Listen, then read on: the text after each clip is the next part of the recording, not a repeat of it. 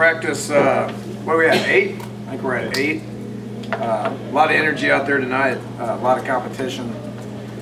So out there for a good 2 hours and 45 minutes or close to it. But what I like is it became more competitive and there became more energy as the practice went on. So that means that these guys are excited about being out there, excited about playing. Obviously, lots of good things happened and a lot of bad things happened, all three sides of the ball. But that's what camp's all about, playing a lot of bodies. We're not trying to narrow things down at this point, so lots of bodies in there, which means a lot of mistakes. And just throughout the process of camp, we will evaluate the film tonight as coaches and then come in here and do a whole bunch of teaching tomorrow morning and tomorrow afternoon before we get in practice number 9 and 10. It'll be our second 2-a-day tomorrow, so looking forward to that. With that, take some specific questions. What do you know about this team now that you didn't when you talked to us earlier this week? Yeah, that was 2 days ago. Sure. You can't, it takes a long, you get to a point where, camp is 3 weeks. So you try to figure out a lot about your team within 3 weeks, and then at that point you get tired of practicing against each other and you really can't tell anything until you play that first game. And then once you play that first game, it's all about how much improvement you make from game 1 to game 2 to game 3 before you can really figure out what your team's all about. So like I said, the only thing I can say is there's a whole bunch of energy out there, a lot of guys that enjoy playing football. There's a lot of energy. Does that mean that we're going to be any good and capable of winning games? That doesn't mean that, but we have a bunch of guys with the right attitude that want to play, which means we should get better throughout the course of camp. As you see this new defense in action, are there any noticeable differences between this and the 3-3-5? Yeah, there's quite a bit. We still have 3 down linemen, so but as far as the specific gaps and blitzes and coverages, there's all kinds of differences. If we decided to go to a 4 down front with 4 D linemen, there's still going to be different blitzes and coverages and fronts and twists and all that. It's completely different. It'll look different. The stack was a good defense. The 3-4 is a good defense. The 4-3 is a good defense. It's about having a bunch of guys that know what their assignment is and what their technique is and play hard and play with effort and all that. Are there any cases where a guy is a better fit for the 3-3-5 or is it? I don't know, to be honest with you.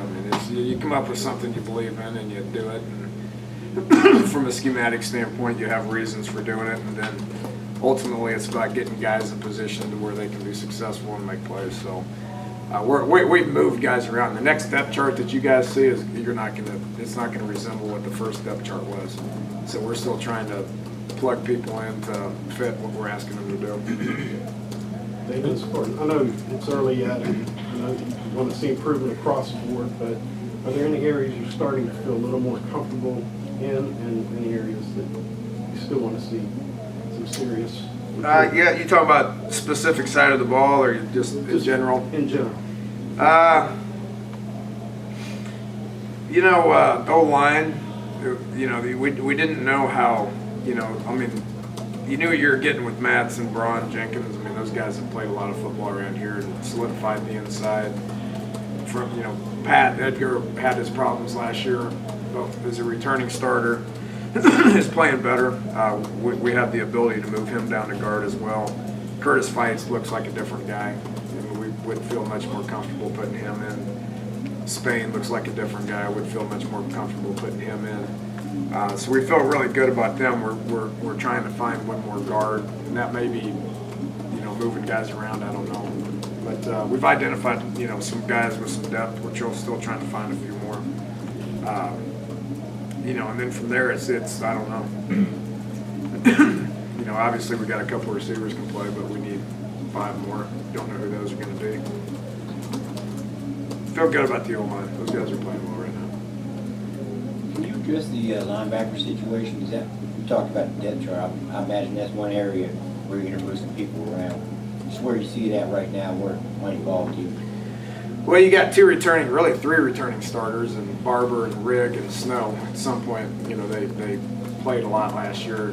Obviously, Najee Good was the guy that held that together finding a guy that can replace him from a leadership standpoint, toughness standpoint, playmaking ability standpoint. We haven't found that yet, but you got 3 guys with returning starting experience right there, and then we've moved Shaq Petaway in there and Isaiah Brewster in there, so you got 2 other guys that are really athletic that just don't have a whole lot of experience. So we're rolling a lot of bodies in there. We're trying to find the appropriate 2 people, but you haven't found that out yet, because those young guys are pretty talented. But we'll find out who the guys are that are going to play the majority of the snaps throughout camp. Dana, the energy and things like that, you've mentioned that a whole bunch. I'm certain you talked about that, but at a certain time, they have to do it too. Where does that come from with this infusion of energy from really start to finish? Well, we coach it. That's what they pay us to do, is to coach it. If that's something we believe in, we've talked a lot about body language. We've talked a lot about confidence. We've talked a lot about effort, energy, excitement, a lot of that stuff. I truly believe you can coach that stuff just like you can coach where to line up on a specific play. So ultimately, the guys have got to buy into it, and they've got to feel good about it, and they've got to want to do it. But we coach it, we steer them in the right direction, and then they got to feel good about doing it. And saw a lot of that out there tonight. Jake was out yesterday. Talked about putting quarterbacks in bad situations and what you guys are doing offensively to really kind of test them. You talked about the importance of doing that and making sure you put them in those situations now so they have the experience later. Yeah, critical situations like third downs and score zone stuff. Not just quarterbacks, but the whole team. I mean, there's when we go against our defense, we put them in third down situations, and there's going to be a winner and a loser. And then today we worked score zone to where we put the ball down and we played live ball for the last 20-some snaps. Where there's going to be a winner and a loser. So, so we try to put them in those situations, but I'm not a fan of make-believe situations where you just put the ball down and you give them a specific thing without an outcome. So you try to emulate that as much as you can, which is just putting the ball down and playing football, and with that situations come up. So it's all part of the process of taking reps and getting it on film and coming in here and just looking at it and learning from it. How'd those last 20 snaps go? It's fun. Here's one thing as a head coach that gets me kind of fired up is we put the ball down and play it and we score, and then the offense runs in the end zone and they have a good time. And then the next time we put it down, we play it, we throw an interception in the end zone, and the defense is in the end zone hooping and hollering and having a good time. So there is some of that going back and forth, which anytime, if it's just 100% completely one-sided, then we're not going to be any good. But if there's competition and it goes back and forth, then you got a chance to be successful.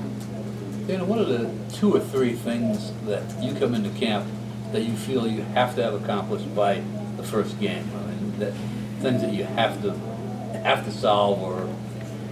That's a tough question. Sorry. I mean, if I'm looking at our team right here, I look over here and we got the offense, and there's a whole bunch of things we got to do offensively, from returning starters to freshmen. And you look over here defensively, you got a whole bunch of things. So I mean, if you put it at 3, then you're leaving out 97 of them. So there's a whole bunch of things, and obviously we don't have like charts with check marks and all that stuff, because things may not. There's specific things on this team that may not get accomplished until game 9 or 10. So it's just a process of trying to get better each day and trying to make each other better each day on all 3 sides of the ball. How are you doing health-wise? Pretty good. Nobody's out. Got a couple guys in red. You guys saw them out there, but again, unless I say otherwise, they're just day-to-day guys. Garrison was white today. Difference from where he was before, taking hits. How's he responded to that? Yeah, he didn't want to be in the green. We just figured we'd give him a couple of days just to kind of back off him a little bit. And he'd been campaigning for white since day 1, so he's working through it. That's always it's always a work in progress. So he's working through it. Yeah, Especially for a running back when you got to make those cuts. defense and stuff. As a passing guy, and you watch the defense, you see KJ Dillon. What goes through your mind as a coach? Excitement when he gets 2 interceptions in team, which he did today. So, is that what you want to hear? Face says no, I guess. The big, fast, tall guy. I mean, he seems like a guy in the back who could cause a lot of problems for. Yeah, offense. I mean, he's going to play. You know, his job's to try to push for a starting job. Carl Joseph is a guy that is always around the ball. So he's a freshman. We don't tell those guys they're freshmen. We tell them that they're no different than what Darwin Cook is or some of the seniors out there. So he's doing a good job. He's learning. He's young. He's going to make mistakes, but he's a physical guy that can run fast. Carl Joseph's a guy that's always around the ball. So we've got 2 young safeties we feel good about. How do you coach rule changes? Is it classroom? Do you show them examples, then forward in the field? What's the process of that? We sit here and talk to them about it. We had one of the Big 12 referees come in and explained it.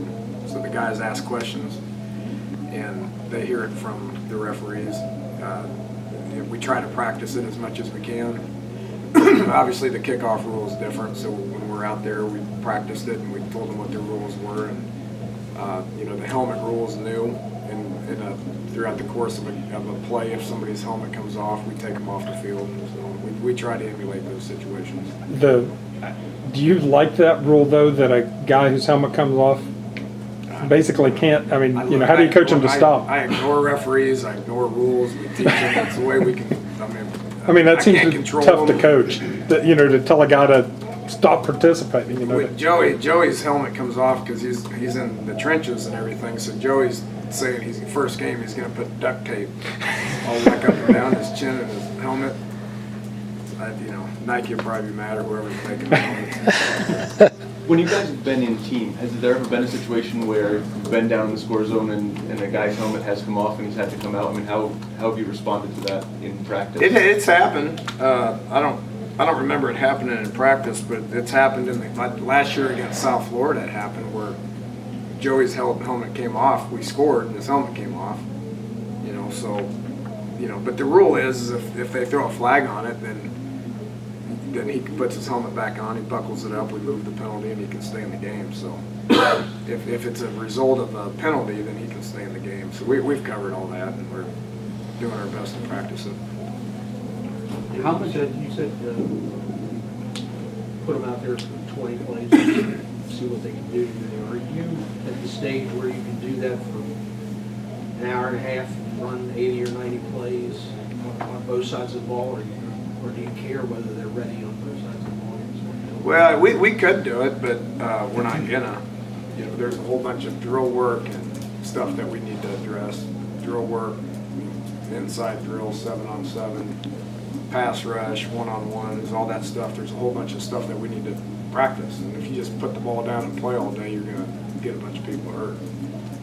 So we try to keep that small little segments. That's just the way we're gonna do it.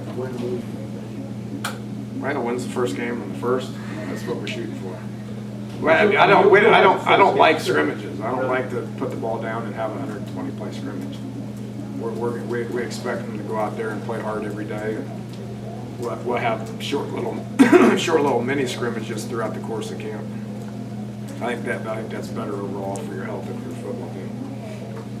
Dan, in the last year you had Stedman and Tavon were, as you guys call them, like as-can-go guys. They kind of pulled themselves out of the game. Do you anticipate anybody else getting that kind of a title this year? No, I don't. I mean, the other positions right now need to be too deep. How much more do you expect that a freshman that enrolled early compared to freshmen who's coming in now? That helps a little bit. Like Carl Joseph's ahead of some of the other younger guys in the secondary just because he was here. Jordan Thompson's ahead of some of the receivers because he was here. So it definitely helps. Can those other guys catch them? We got 21 more practices to see if they can or not. Dan, you signed your contract yesterday. Did you treat yourself to anything? Yeah, a bunch of film last night. We stayed up here until 11 o'clock, and we had some fine dining in the back. And then we went to the film room, and we we sat there and we tried to get better. I think I mentioned it yesterday. You guys make a big deal about it if you want to, but it's not going to change what I do on a day-to-day basis. Any update on the status of Bernie? Coach, there's been so many points made about like if you had a complete offseason to instill your offense, you were able to do so much with even like a partial offense last year, a partial offseason. Have you felt the difference this year with the complete offseason that you're able to instill anything any different? Not from an installation standpoint, from a understanding standpoint, yeah, but not. I mean, we're not going to just because we understand it a little bit better. We're not going to put in, a whole bunch more offense. I mean, it gets to a point where it doesn't matter. You're not going to be good at anything unless you narrow down what you try to accomplish. So we're not going to put in a bunch of NFL offices. All right, guys, appreciate it.